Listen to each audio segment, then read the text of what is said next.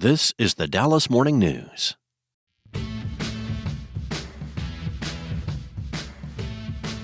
Hello, everybody. Welcome into SportsDay Insider, presented by the Dallas Morning News.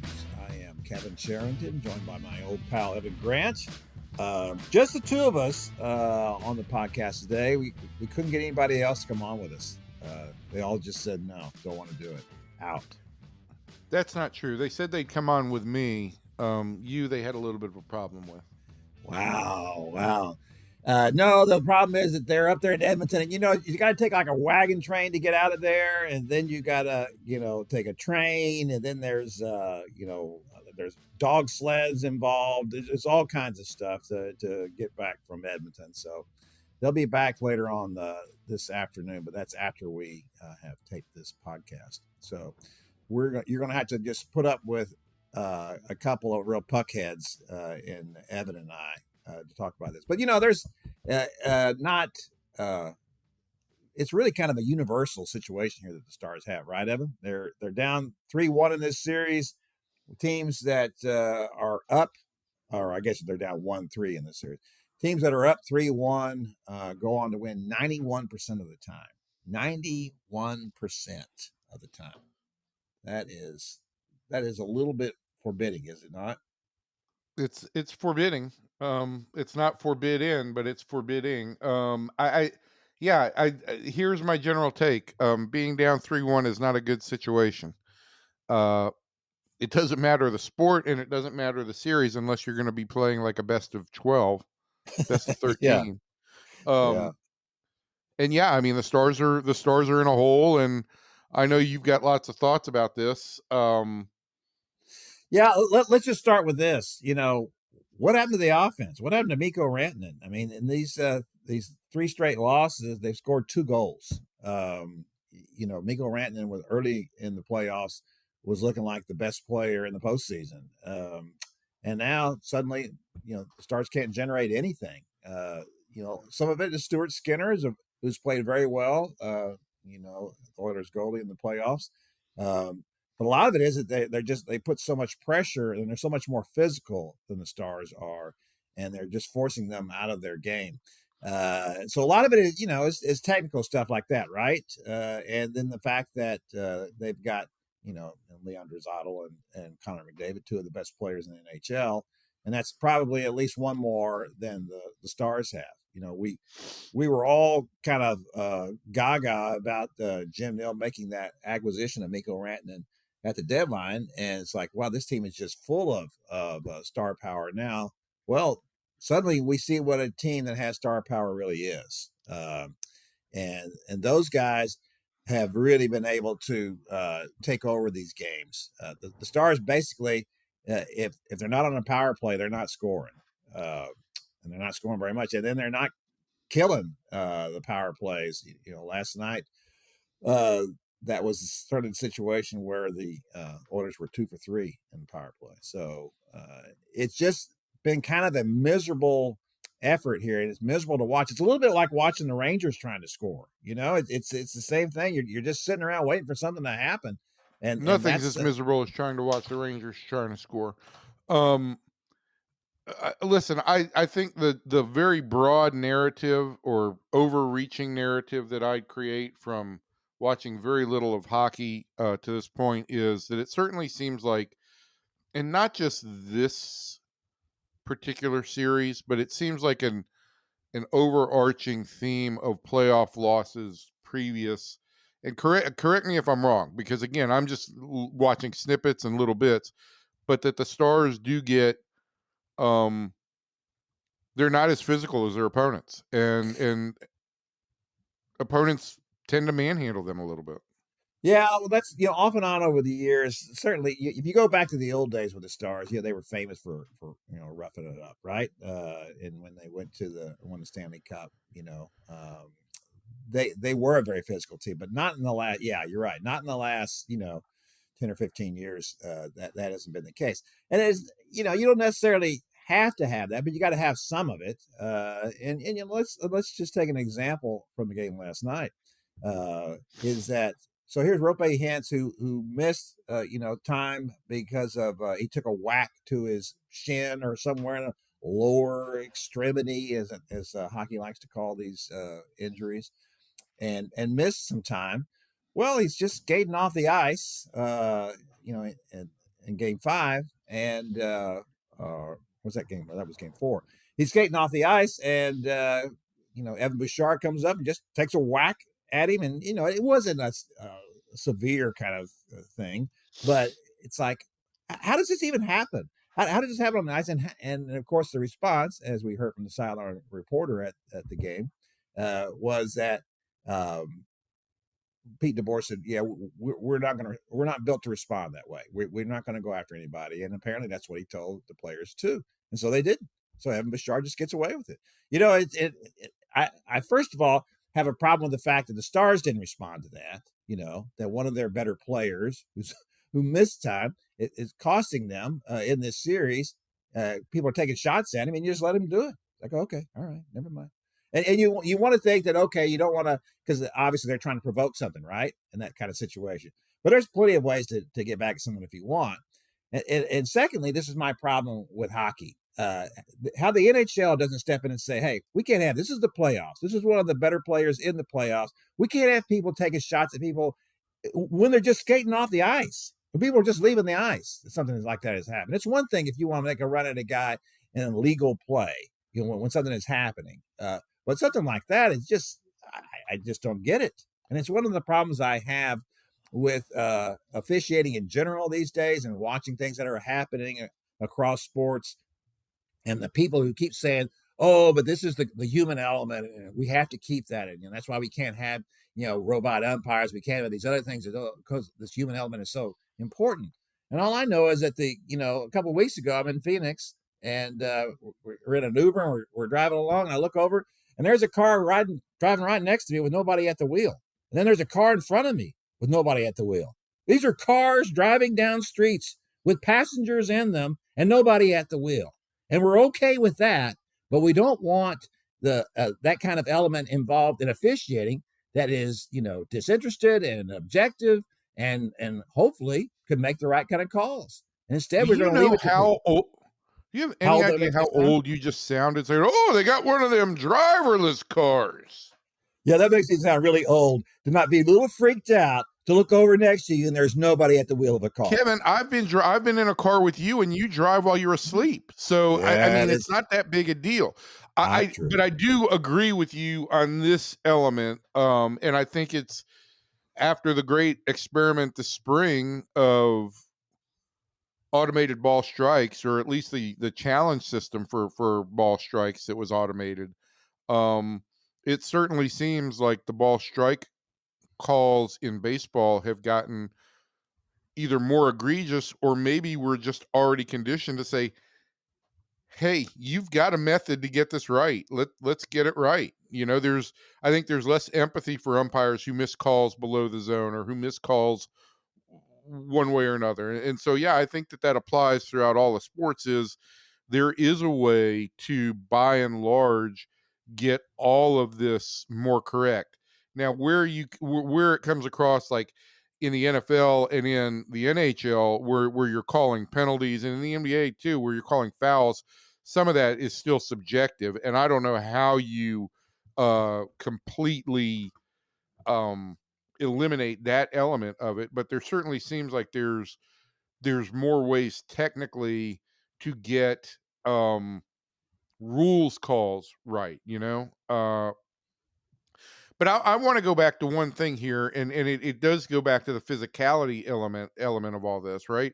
What we've seen with the Stars is that they've got the finish line, and they're heavy on fins, and it still seems like, in hockey you kind of get broad generalizations based on ethnicities and where guys come from, but is not the reputation of the Finns that they are really good skaters and less physical than other players? And is that kind of a potential overall weakness for this team?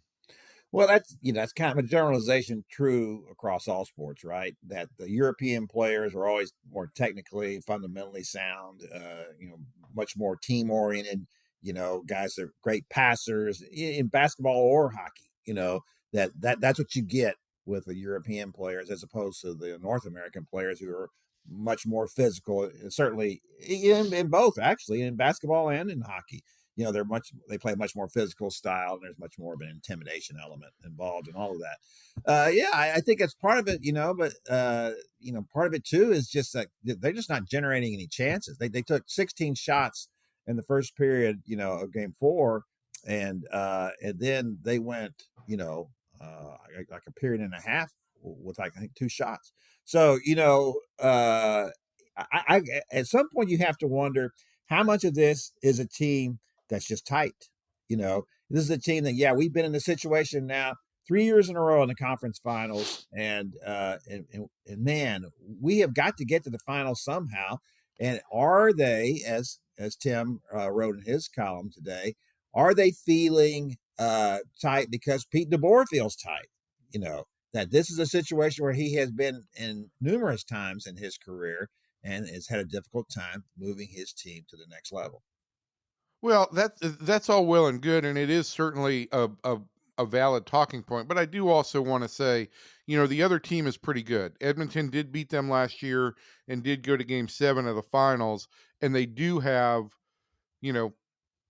maybe the best player in hockey, maybe in the top 3, certainly in Connor McDavid. So they've got star power, they've got physicality, and they've got just as much playoff experience as the Stars have. So I from the Stars perspective, you could say maybe they are too tight and maybe they do feel like they've got to get over a hump. But I also feel like, from the Edmonton perspective, this is a very experienced, very strong team. And sometimes somebody's got to lose, somebody's got to lose. It feels like Game 3 was a real bust for the Stars. That does feel like it was a real letdown for them. Yeah, there's no question about that. I do think that, you do feel like there are teams, I can remember, we played a team, and when I was in college, we're in a softball league, and we played in Houston and practically in the middle of the night. And hold on, before we go any further, I just want to be clear. Are you about to comp a recreational softball league to the Stanley Cup playoffs? Sure. Yeah. Okay. Absolutely. All right. Good. Yeah. No, the point was we played this team. They were called the Fernando Llamas, which tells you a lot about them. They were really a bunch of nice guys, and they were really good. And they were really athletic, and it got to the point there we just couldn't beat them. And I remember thinking when I got up to hits, like wherever I hit this ball, somebody's going to catch it. And it's just like they're just too good, and it's like I was defeated. I never felt that way against anybody else except that team. That we just can't beat these guys. And that even in professional athletes, there's a little element of that creeps into your mind as like, man, what is it about these guys that we get in this situation and we just can't beat them? And the moment sure. I think as a playoff series evolves, a lot of that stuff takes on its own life. And when you lose Game 3, what was it, 6-1 or 6-3? Yeah, 6-1. Yeah, 6-1. When you lose badly like that, and it is against the team that you've lost to previously, I do think some of that self-doubt maybe does creep into your mind as well. Yeah, I mean, I think that's certainly all a valid argument. I think, you go back to the Rangers playoff appearances in the late 90s, right? And it was very clear that while the Yankees were a superior team, it was very clear the Rangers were defeated pretty much from the moment they walked in there. They had no chance. They were out mentally, strengthened, all of that. And I think that's a real factor. Yeah, I do too, and I think that's probably what's happening here now for them. What they have to do now is in my mind, and if I'm Pete DeBoer, and if he's capable of doing this, is to say, hey, fellas, no pressure here. No one expects us to win. 91% chance. Go out there and have fun. And just try to try to relax a little bit. We're in this situation. We don't have to win 3 games. We just have to win 1 game. That whole thing. And if that's possible, you can do that. You have to turn this back on the Oilers in some fashion. You simply cannot go out there and do things the way you've been doing them up to now. Agreed. And I also will agree to something that you said before. And it's easy to say this, go out and have fun, but we live in a world now where every glide of the skate is going to be overanalyzed and beaten down and all of that. And I just want to take it back to, you talk about a team that looks like it's played a little bit tight. The Rangers have looked like they've played a little bit tight offensively all year, and I think that's wearing down on them too. And then I look at a guy like Jake Berger, who was playing tight, went to the minor leagues, kind of took that whole approach of, I am going to have fun. I am going to go back to being me, even adopted the whole new Pope, new me thing. And I think he came back up here and relaxed. And my whole point is, if you can get to that point where you relax and go out and play and stop thinking so much and get out of your head a little bit and just go play and react, it's much more natural. You allow yourself to be your best version. That's what the Rangers are trying to do with their hitters right now. And I think that that's something that we battle in every sport right now. In which there's like individual performance, right? I think the NFL is the ultimate kind of like scheme team game because of the offensive and defensive lines, and so much is predicated by that. But we in individual sports, we're like hockey and basketball, where there are teamwork elements, but you're talking about individuals having to perform with the ball or the puck in their hands. I think sometimes guys get too deep into their own thoughts and put themselves in a mental hole that leads to a real hole. A real home. So let's, before we get out of the star segment, let's talk about Pete DeBoer's future here. So you get to the conference finals 3 years in a row. You don't advance any of those years. I know that Tom Ghilardi is a fair owner, but he's a hockey fan. He's a Canadian. Got to be hard to lose to Edmonton 2 years in a row.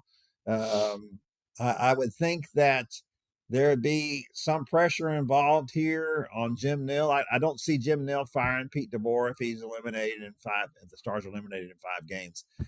Although that's certainly not a good way to go out after what had been such a promising, playoff series or a run up until now. And I wouldn't fire him either. I wouldn't call for him to be fired after this. But I have to say, a lot will depend on what happens, next year as well. I mean, at some point, you do have to ask, is there something about what he's doing here that is keeping this team from advancing? Are they feeling something from him and his, desire to finally break this, glass ceiling over his head? So are you saying that Pete DeBoer, and I'm serious here, are you saying Pete DeBoer creates pressure for this club? I don't know that he creates, but the book on him is that he's not like what he seems in the box, right? He looks like, he just looks miserable to me all the time, and I don't know, no, I don't know him well enough to know if he really is or not, but he certainly is very prickly at press conferences when they lose and you ask him questions about stuff. Most of the time you go to press conferences in hockey and they're the nicest guys in the world. Even after the games, you ask them questions, you ask them tough questions, they answer them, and they take, they don't make excuses, and they say, yeah, we got to do better, we got to play, this is not good. It's and then you get a guy like Pete, and he's prickly Pete. So I don't know if that's being communicated or not. I don't know. Sometimes we put too much on head coaches and managers. We think that the players are in professional sports are playing for them or in fear of them or whatever. I think that's a lot less than what fans think it really is. The effect of those people on their players. But at some point, you're looking for something. If you're a little lost there, as the Stars are now, unquestionably, you're looking to somebody to take charge here. And, when you got the captain, Jamie Benn, taking stupid penalties behind the net, and, and he's done that now in a couple of seasons of postseason hockey, it kind of makes you lose a sense of what's going on here. Who's in charge? Who's going to get us out of this mess, Well, I'll just leave it with this, right? Chris Young, and with the Rangers having made a hitting coach change. And this is not aimed at Donnie Ecker in any way, but one of the things Chris Young has said, and more than one person has said to me, is the best coaches are psychologists. And it's not just, I'm going to teach you this scheme, or I'm going to teach you this method, or I'm going to teach you how to swing this bat. It is about knowing what buttons to push for different people to respond as a team. And that often means knowing your people better than your scheme. And I think sometimes from youth baseball all the way up to the elite leagues, whether it's the NBA, NHL, Major League Baseball, sometimes coaches tend to put too much faith in their ability to fix things rather than their ability to instill confidence in their players, knowing that their players ultimately determine the outcome. Yeah, there's no question about that. Yeah, that was very profound. You can say it. Yeah, very profound. It was like the first thing you said in English this whole podcast. All right, we're going to leave our star segment now and move on over and talk about the Rangers. I was out there Tuesday night for that. I mean, it's just it was unbelievable to sit out there. It was like at Niagara Falls, the offensive output by the Rangers in that game. Unbelievable. It was just, I was in awe of it, of the 2 runs that they scored. Hey, I mean, and look, it's easy to look at this and say it is miserable. And I said that earlier in the podcast, that it is often miserable to watch them not score. What I will say is, you watch the at bat by Josh Young with 2 outs in the 8th inning. He did miss a pitch in the middle of the plate, but with 2 strikes, he did what the game asked him to do. Simply stay with the pitch, make contact. And what do you end up? You don't get a run out of that. You end up getting 2, because the runner goes to third base, and then on the unforced error by Alejandro Kirk, you get a second run. So if the Rangers can get out of their own heads and think they have to slug on everything and just stay with some pitches and make contact, contact is a good thing.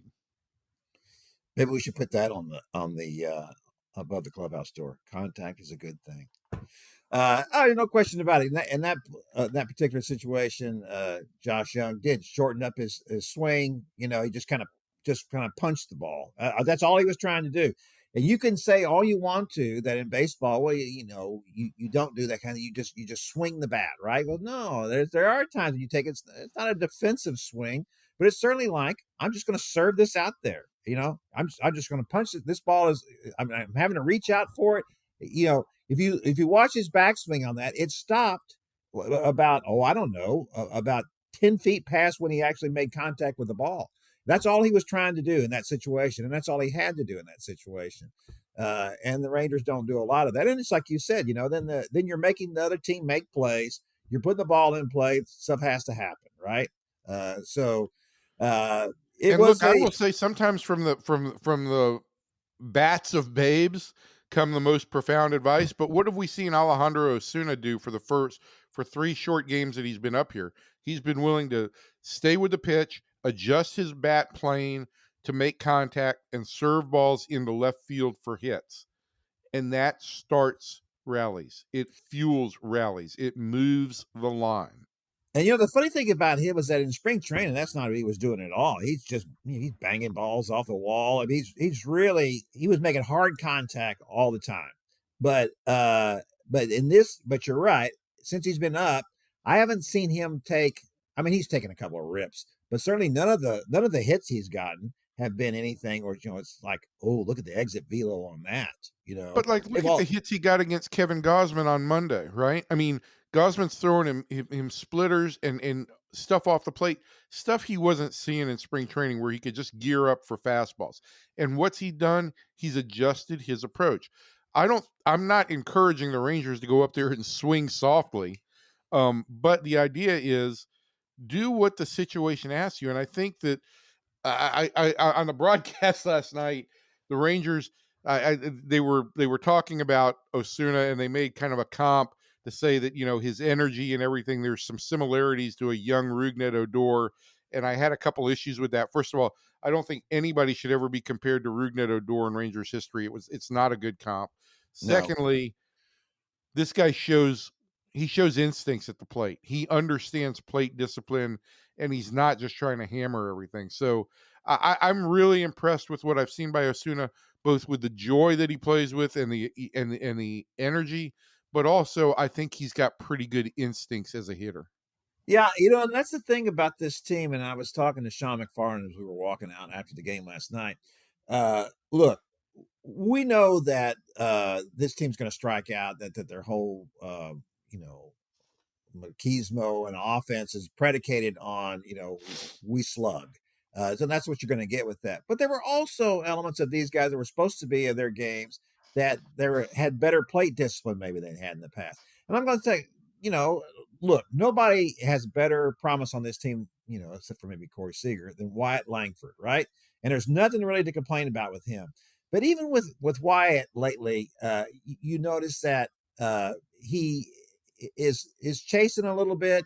Last night there was a ball on the outside corner of the plate, and he takes it and he's trying to pull it to the left side. It's like, just if you're going to swing at that pitch, go to right field with it, And there's just not enough of that on this team, And I don't want there's a certain element of this is who these guys are. Certainly that's who Marcus Semien is, although he's tried to make an adjustment now, and he is going to right field much more often now than he has in the past. And maybe some of that is just a product of the fact that he can't get around on these balls the way he used to either. So, there certainly needs to be adjustments made here, and we'll see what they do here. We haven't even talked about the fact, that Nathan Eovaldi had to leave that game after 2 innings with what they called what was at first called a fatigued right triceps. After the game, they were saying he had tightness in his triceps. But apparently has had it now for a couple of weeks, and it got worse last night, and they just decided that's it. You come sit down, which is part of the thing you had talked about the other day, Evan, in one of your stories. It was about how many innings these guys have already pitched this year, and what that projects them to pitch. Jacob deGrom, Nathan Eovaldi, Tyler Mahle, that they would be, if they continue this pace, they would be upwards of 180 innings.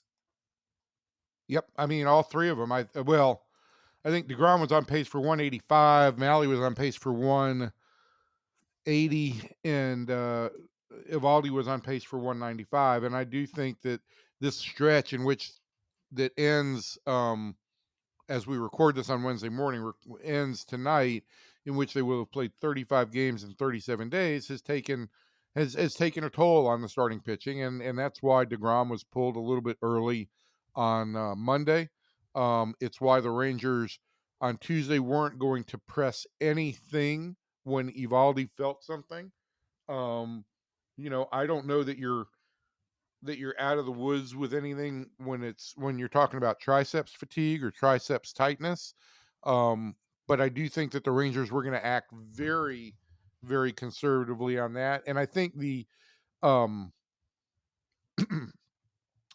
the offshoot of all that is that inadvertently the Rangers had to turn to Jake Latz in a important situation there to keep a game tied or to give them a chance to win. And they need some other guys in the bullpen to show them that they can pitch some important innings. And Jake Latz did a great job on Tuesday night. And I think that will be a big lift for him going forward. So, sometimes you have a bad situation, and hopefully the Eovaldi situation is not significant. But if if it isn't, and the upshot of all that is that maybe Jake Latz has a little bit more confidence going forward, then all things considered, it wasn't a terrible result. No, not that at all. And they, but that's the thing, Evan, about this team that's just been so remarkable. The bullpen obviously has faltered here lately. There have been, stretches here. If they hadn't been, it hadn't been for the bullpen, they could have won that streak of losing 8 out of 10 games. They probably could have won 3 or 4 more games if not for that. But that's the thing about this, is that the starting pitching has been unbelievably good. If anybody had said before the season that you'd have three starters with ERAs that good. The fact that they would have 6 shutouts, and that's not all on the starters. Obviously, there's a lot of bullpen helping in that, but 6 shutouts so far this season. You'd have said, well, they'll be in first place by 10 games. Yeah. I mean, it's just unbelievable. So that's the thing. If the hitting makes a comeback here at some point, which I'm not so sure that it can, because what we're seeing here is that if you look around the team, right, the guys who aren't producing are Adolis Garcia and Marcus Semien, and there's reason to believe that maybe they're not going to. They're at an age, and they've had, certainly in Marcus's case, he's played a lot of games, a lot of innings over the years. To think that, this slump that they've both been in basically for a year and a half will continue. So if they can't get this thing turned back around, what are the chances that the pitching can be sustainable for an entire season? And then if they make the playoffs, into the playoffs as well? Yeah, I mean, it's a great question. I do think that they've got some ability to manage pitching innings here for the next month, but at some point in time, this offense is going to have to start to produce. I think if you get Evan Carter back, who gives you another disciplined hit in the lineup, if you get Corey Seager back, and then you're looking at Seager, or then you're looking at Garcia and Semien at the bottom of the order. If the top of the order is really producing, you can get by with 2 really good defensive players at the bottom of the lineup who aren't really producing, particularly if they're contributing on defense, and particularly in the case of Garcia, who has this kind of tendency to go in and out of hot streaks and then slumps. I think, for lack of a better term, Adolis is going to have to commit to something and cheat, and it's going to create more holes. But he's either got to commit, I'm going to swing at fastballs, I'm looking for fastballs, and that's it, or I can't chase fastballs, and I've just got to wait for something with spin so I can stay back on it. He's going to have to make become more one-dimensional, I guess is what I'm saying, to have some success, and then pitchers will adjust to that, and he'll have to make further adjustments. But Kevin, what I think I communicated this to you yesterday, because we were talking about a column that you were writing about how long of a leash do the Rangers have before they have to make a determination if they're buyers or sellers. And I do think one thing that has changed dramatically is with the greatly enlarged playoff field. It's not like you've got to be a good baseball team from the start of the year to the finish. You've got to get about 6 weeks where you're hot, where you get everybody functioning and pulling in the right direction. And if that, I think it's important for the Rangers to get that from June into mid-July, so that they can more certainly pursue themselves, see themselves as buyers and not sellers, or at least not sellers. But I think that could make all the difference in the American League West if they can do it. It's just the later you get into the season, the more you are running out of time. And to your point, we're past 1/3 mark of the season now, right? You are kind of what you are offensively, and this is not a great offense. It needs all its parts back. It needs to start functioning in a better, more efficient way. But it's not going to be the offense that the Rangers ever envisioned it would be going into the year. No. Well, let me ask you this then. So Corey Seager is coming back. He's supposed to be back as we're taping this on Wednesday night. He will be a DH Wednesday night. In my mind, he needs to be a DH more or less going forward here until they feel like that his hamstrings, or at least something he can manage. I'm not even saying that that's a panacea, because because of the ferocity of his swings. It's certainly a possibility he can hurt himself doing that. But what I'm going to ask you is, do you think Corey would be amenable to saying, "Sure, I'll DH here for a while"? Well, I think Corey wants to be in the lineup, and I think he's a little bit embarrassed and frustrated by the fact that he's missed as much time as he has over these soft tissue injuries over the last few years. I do have an issue with the idea, if he's not ready to play full time, I don't know that I'd activate him. And I'd also say, look, if you're asking me, when you're running out of the box and you're being explosive, you're more likely to hurt your hamstring than when you're, moving 2 steps or 3 steps to either direction in the field. So, yeah, is there a fatigue element from standing around? Sure, there would be. But I, I'd find it the last time they activated Corey Seager, they thought, okay, he can manage this. He can manage this. And he couldn't. And so I'm very reticent about the idea that you'd bring him back and say, well, we're just going to DH him for most of the next 2 weeks. I don't know that that would be the plan. But I do think that in an ideal world, you would be able to rotate that DH around just so guys aren't standing around in the field as much as possible. And certainly Corey would figure into that mix. Um, But I guess very long way of saying a short answer. I'd not be crazy about the fact of activating him and playing him primarily as DH because I think you're just masking you're waiting for the same situation to happen. Yeah, I don't disagree with that. I think probably most of the time, at least it's just more noticeable, he has had the injury or has tweaked the injury while he's running the bases. But then there have been other times when I've seen him in the field and he's reached for a ball or jumped for a ball and then come down and then he's kind of walking gingerly around a little bit too. So it may just be harder to tell when he's in the field than when he's running the bases. I think that what they feel is that this is the one guy we can count on to hit, and this is a desperate situation for us, and maybe you do this just to get them to the trade deadline and maybe get things going and make it where they could be buyers instead of sellers, and maybe that's what you feel like this is a really important stretch. It is just phenomenal to Yeah, but me that we are 8 weeks to the trade deadline still. That's a no, long no, way to go. it is a long way to go, but the other side of all this is that it's just phenomenal. As poorly as they've played, they're still easily in the hunt in the West, and Yeah. that is the remarkable. That is really kind of the the frustration level of all this is that on one hand you can look at it and say, well, look, see, they're only 4.5 games out, and the other half is that yeah, they played awful and they're only 4.5 games out. What if they played well? Where would they Yep. be? How far in front would they be if they played like everybody thought they were going to? I completely agreed, Kevin. I mean, there's no there's no question about that. All right, let's talk about a couple other things here with the Rangers.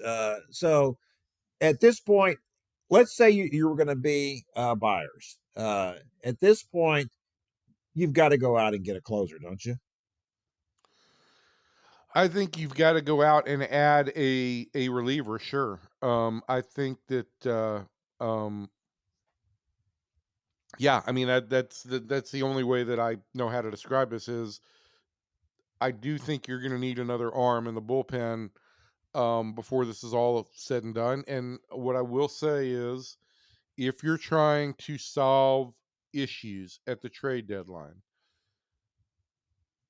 the one issue that is most solvable is finding relief help. And so I think that look, if you're trying to find something at that point in time, that's what you want to have to be trying to find. And I think that the Rangers could potentially solve that. There's another a host of other factors involved, which is A, they got to get right. B, they can't have more injuries crop up. C, they're going to have to manage the payroll because, like, we're all very concerned about Ray Davis and how much he'd pay in taxes. But I do think if you've spent the entire winter trying to say, this is our philosophy, we want to be able to reset our tax calendar for our tax calculator for 26. If you then go over by $1 million, it's not the tax that's the problem. It's that you've defeated your entire strategy and left yourself with penalties for the next year, looming for the next year. So that's also a factor. But I do think that yeah, if they need to require a reliever, that's certainly possible.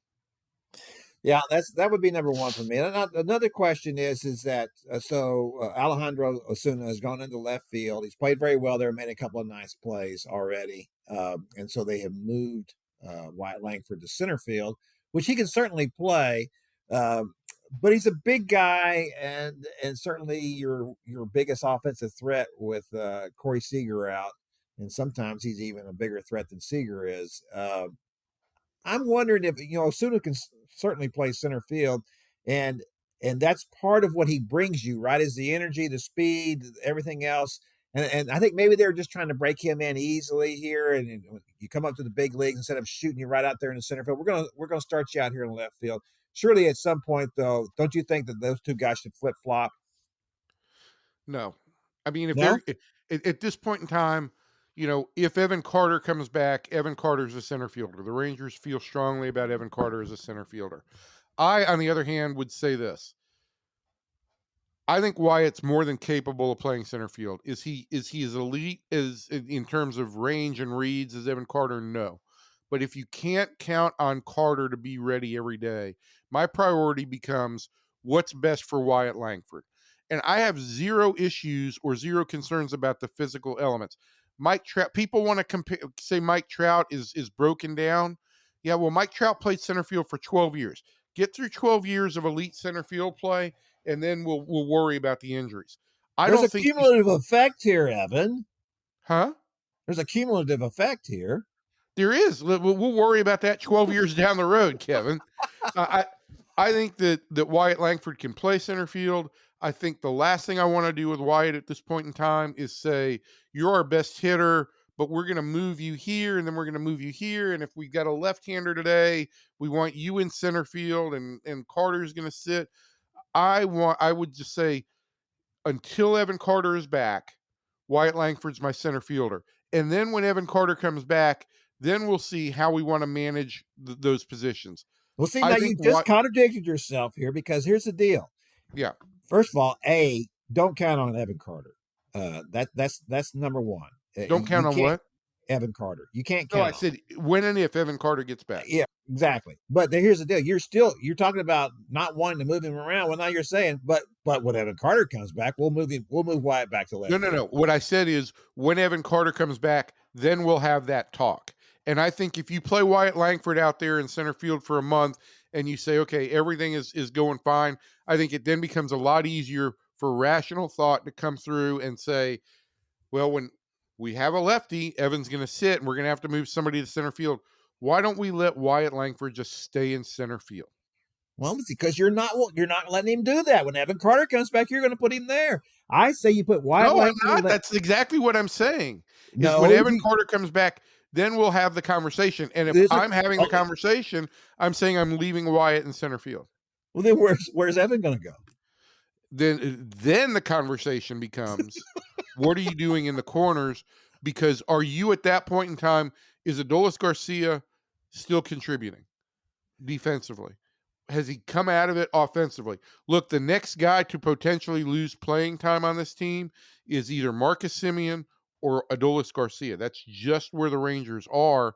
And the most significant element of this Alejandro Osuna promotion, as Chris Young told me the other day, is probably the Rangers didn't want to bring him up quite as quickly as they did. 8 games in AAA, not a ton of experience. But then you get an injury, you need a little bit of interjection. And here's the thing. He is going to get the opportunity to create more opportunities for himself. That puts the pressure squarely on Adolis Garcia. Oh, no question about that. But here's what my thinking is. You put Wyatt back in left field and you leave him there, and you leave him alone, and you say, Wyatt, you do a great job, and nothing's going to affect this. Not Evan Carter, not Alejandro Osuna, nobody. You're our left fielder. You stay out there. That's great.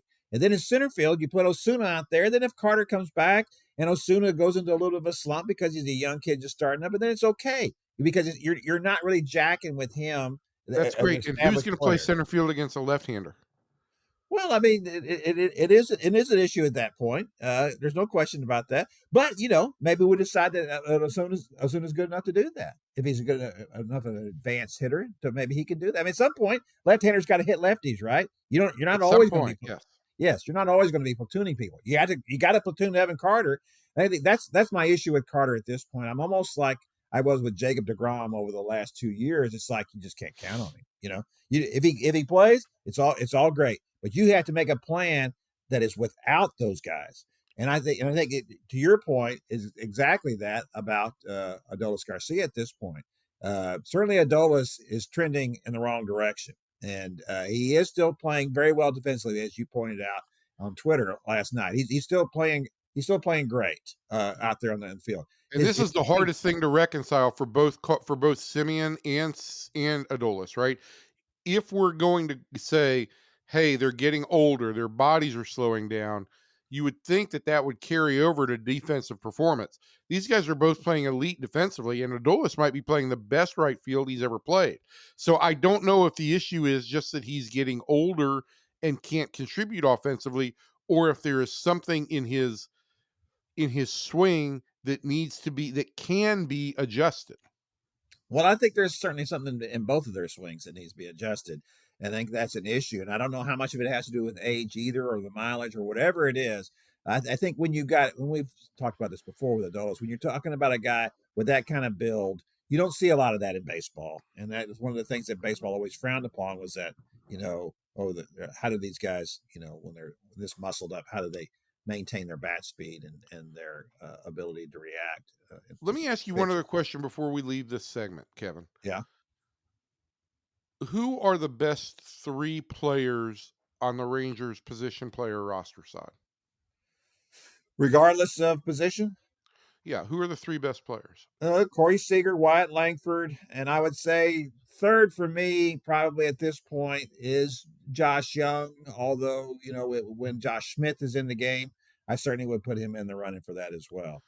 Right. So I would say those are your 4 best players right now. Right. Okay. And here's the thing: if in the long term, if you are talking about addressing real issues here, if you can put your best players, if your best players are capable of playing up the middle, don't you want them all up the middle if you can use them there?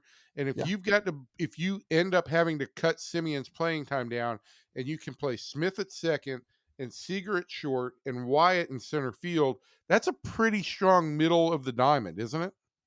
Yeah, it is. And of course, what you're talking about, strong players, look, everybody wants to.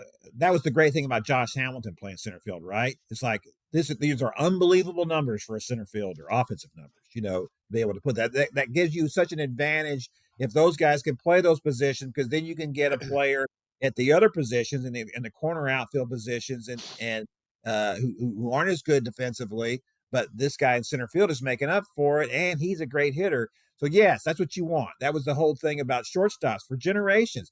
Shortstops were terrible hitters, and then all of a sudden Cal Ripken comes along, and then when you get a player like that at shortstop, well, you completely change the dynamics of what you're trying to do. So yes, I agree with you in all this. At some point, they're going to have to make decisions. At some point, Sebastian Walcott is either going to be the right fielder or the center fielder, or playing somewhere. I'm not sure until Corey Seager can be moved off of shortstop and play at first base, which is probably where he needs to be playing within a couple of years. So these are all interesting decisions the Rangers are going to make. They're in a fortunate position if they don't have a lot of guys knocking at the door, right? There's not a lot of great players trying to push their way up, but there's been a couple. When you succeed with somebody like Wyatt Langford, that makes up for a lot of misses. If Walcott could approach when he's ready to come up, if he could approach what Wyatt Langford has done, well, then you've really made up for a lot of swings and misses up to this point in the player development. Hey, let me tell you something. If you get and it's still hard to figure out exactly where you play Walcott at this point in time, but if you've developed Josh Young, Wyatt Langford, Jack Leiter, and Sebastian Walcott, say over a 5-year period, if you've broken those guys in over a 4 or 5-year period, now certainly you're going to have to extend one of those guys to keep those guys as kind of your core, but that's a pretty good core to have developed. Well, it is, because we think back in the first 15 years of this century, they had 2 homegrown players, Rugi and who else? There were. Well, we had that run where we had that run where they tried to basically sell that their core was going to be guys like Odor, Gallo, Mazzara, It was and four. at one point in time, Profar was in that mix before he got hurt and really was slow in developing. Um, and yeah, it just wasn't a good four. I mean, that's the bottom line. They overestimated the talent there. The thing here is when healthy, Josh Young has played really well. You can throw Josh Smith into that mix as well because he was not a major leaguer when they acquired him, and he's been a very valuable player and is in that same age group. Um,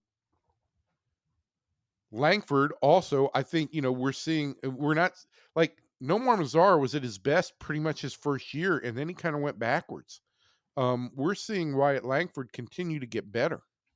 Well, there's no question that Langford is much better than any of those players. Wyatt Langford is the best player. I'm just going to go out on a limb here and say Wyatt Langford is the best position player that they have produced since Mark Teixeira. Would that be Mark Teixeira, who was the guest on the Inside the Rangers podcast with me Oh, and John your other Hancock? podcast, That's right, Kevin. the one that you're really in love with and you care so much about, and you're putting all your I love energy both these into. podcasts because you know why? I am a What's that? new media giant. It makes up for the fact that you're not a giant in real life. So that's That's okay. true.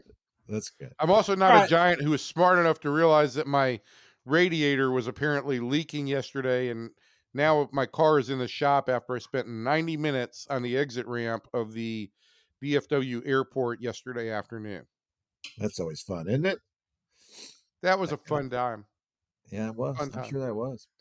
All right, we're going to move over into the little potpourri section of the podcast. We love to talk about that kind of stuff. The Yeah, this Charles is going to be Schwab, very little poo here. very little. The Charles Schwab, whatever they call that thing. It's just a sin to me that that's not just called the Colonial anymore. That's just a sin. When you say the Charles, I'm sorry if I'm offending title sponsors here, but I don't want to talk about the Charles Schwab tournament. I want to talk about Colonial. That's got some history to it. That's got something that means something. It's like that's just it's awful that they took that out. And of course they basically did that with the Byron Nelson as well. The CJ Cup, all this Yeah, stuff. but It's just you can still get away with calling it the Byron Nelson. The Colonial just doesn't even. It had such a regal name, and it has a great place in history, and now it's been reduced basically to, yeah, just another secondary stop on the tour. yeah. This could be anywhere. Could be anywhere. No one would even know. Could be in It was good to Moline, see. Illinois. Yeah, it was good to see Scotty Scheffler make a run there. He doesn't have to win this thing. It's like it's amazing. I think in his last four Colonials, he's finished in the top five, I believe, in all four of them, which is pretty good. It's really good for the Colonial, as I'm going to call it, to have him out there and in the running to win these things. So that's good. And I would expect he will continue to have a big summer, and uh, that will end well for him. I'm sure. We were talking about this the other day about Scotty, and he's not as dominant a golfer as Tiger Woods was in his heyday, and probably not as dominant a golfer as Jack Nicklaus was in his heyday.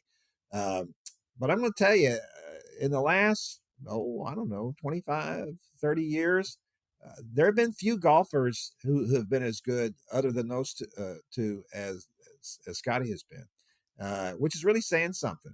There used to be a time when you could count on guys. There were other guys who came up and were also very good golfers, like especially Tom Watson. In his day was very good. He's certainly put himself in that class, He's and the and best maybe. golfer in the world at the moment.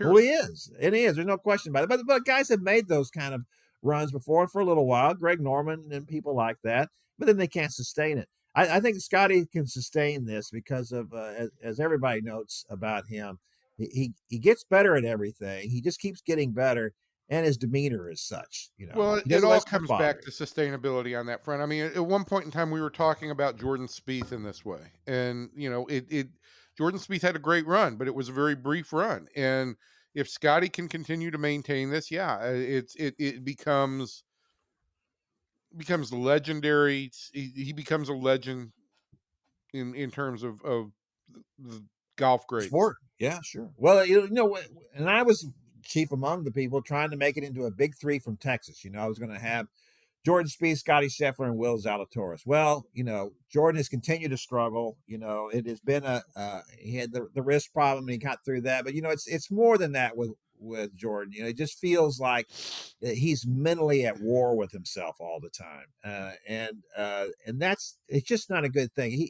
There was a time when he was able to do those things and rally around, and he hit a bad shot that he was a lot like Phil Mickelson, make a bad shot, then make a tremendous comeback shot, and he just seems incapable of doing that right now. And then Will Zalatoris just had another back surgery, so he's had two back surgeries now. At 29, not good. So Scotty is kind of leaving both of them in the dust, and that was a very telling quote a couple of weeks ago at the Nelson from Jordan talking about Scotty, that I used to dominate those guys. He's a little bit older than Scotty and Will, and now I don't. And and he said that's a hard thing for me to say. And that has to be hard because you look at this guy and think, I used to just kill this guy, and now I can't. And now he's killing everybody. He's getting better and I'm not. And that kind of goes back to that whole thing when we see this in sports all the time, where people are really good when they're young. The question is, can they still keep getting better, or did they hit a ceiling and that's as good as they're going to be? I'm not saying that Jordan won't ever get back to where he was before. Maybe he does at some point. And I certainly hope he does. He's a good guy, and I wish him well. But Scotty is doing it, and he's kind of, his confidence up and his demeanor is such that he can continue to do that. I think he is not a guy at war with himself, and that's what you have to be in golf. In all sports, you have to have confidence in yourself and what you're doing. There's no question about that. But especially in golf, when you get all those voices in your backswing, it's not a good thing. Also, we want to talk a little bit about the WNBA. The Wings had lost 4 in a row. Paige Bueckers probably hadn't lost 4 games in a row in her entire life. And she was asked that question, as a matter of fact, and she couldn't remember it. I'm betting no, that she has not ever done that.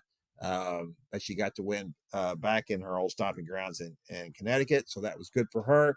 Unfortunately, it looks like with Caitlin Clark's injury that she may not be able to play when the Fever comes here on June the 27th, and that would certainly be a downer if she's not available for that game. That'd be a real lost opportunity. I think the last thing I read was Caitlin's supposed to be out a minimum of 2 weeks with that quadriceps injury. I will point out that Evan Carter has been out almost a month now with his quadriceps injury. It's not a short-term deal. No. But that was going to be a game at the AAC. That is a game at the AAC, and it was an opportunity to really show off the Wings. And this is just as an aside, Kevin. I was talking to our good friend and the first general manager of a women's professional basketball team in Dallas, Nancy Nichols, who drafted Nancy Lieberman #1 way back when. And she was asking, Nancy's living in Connecticut most of the year now. And she was Nancy asking Nichols. me about, are the Wings selling out? And I had told her that you had gone to the first game. It was announced as a sellout, but it was kind of a half crowd. And she was kind of bummed to hear that. And I said, but listen, they're playing in Arlington. And it's hard enough to draw people to Arlington for the Rangers. Most of the time, it's a real impediment for the Wings, and it's unfortunate to hear that the Dallas arena project has been delayed further, because I really think that they do need to be in the city of Dallas to fully capitalize on Paige Bueckers and on the uptick in interest in the WNBA. When I was out there for that game, and I've been out for a couple of games out there, I can't say I'm a regular visitor out there, but just from my observation, it's a very loyal crowd. It seems like the kind of crowd that you get at college games and women's college games, where it's there's some older people there, and there's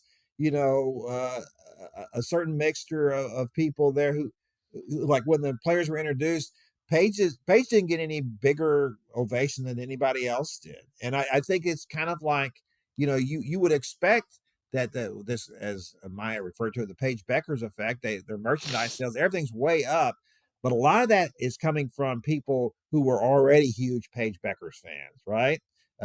From her days in UConn and then growing up in Minnesota, where she was a legend there as well. And so that doesn't necessarily translate to games at College Park Center. So Well, yeah, that's I'm with you. you've got the idea here is to grow, right? Is to grow Yeah, sports. You are going to have hardcore fans who do appreciate the women's game and have appreciated the women's game for a long time. But the idea to make this kind of a bigger sport is you've got to expose more people to it, and it's just harder to expose people to it in Arlington. And I'm only saying that from 30 years of experience of driving out to Arlington and knowing how hard it is to get the Rangers to be a um their fan base has grown, but how hard it is for the Rangers. There's an excuse for people to go to Arlington if they don't want to. well, there's no, Traffic, the commute, all of that. So, and especially when you're trying to grow a smallish fan base, I think you've got to do everything you can to give fans the lack of excuses for going to a game. well, there's no question about that. I'll just remind everybody about what Tom Hicks told me, and I always have said this was his singular stroke of genius, was that he said our ticket base, everybody wants to think that we draw fans from Fort Worth and Dallas, right? Equally in equal numbers, and that's just not the case. The ticket base for the Rangers is all in Collin County and in Dallas, 75% of it, and the rest of it's coming from Dallas and the mid cities. So that's why he moved the AA franchise from Tulsa to Frisco and put that out there. He said, I was just trying to give those people out there some baseball who didn't want to drive an hour and a half to get to games. So, get home from games. So, yeah, you're exactly right. I think they need to move to Dallas. They need to be a Dallas-based team. And that can only help that situation. We'll see what happens here down the line with the Wings and how a Paige affects that team. As I said when I was out there, she's a really nice player. She's really good. She does everything the way you want her to do it. Very smooth, all around player. And then to me, without question, is already the most talented player on that team. They've got a couple of good players on that team, but she is the most well-rounded player on that team, and so they should grow with her, and she should hopefully grow with them. Anything else we want to talk about, Evan? Is that it? No. I love that. I love the way you said that.